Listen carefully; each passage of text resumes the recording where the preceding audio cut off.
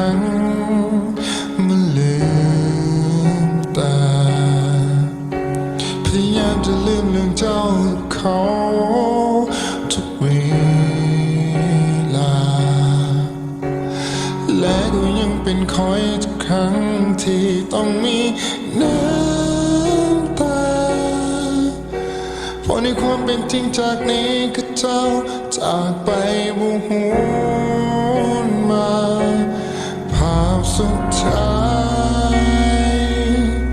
ของสองเรานั่นคือเจ้านั้นปันใจให้กับเขาคนตรงนี้ยังคิดถึงทุกเวลาบอกว่าจะยอมเวลากลับไปและบอกมุนให้เจ้าคืนมายังอ่านข้อความสุดท้ายที่เจ้านั้นส่งมาอ่านมันด้วยน้ำตาจากนี้ต้องทำใจส่งคอยจะเป็นอย่างไรก็ตาม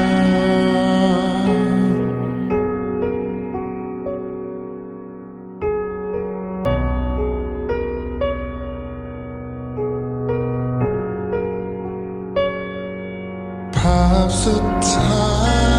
ยของสองเรา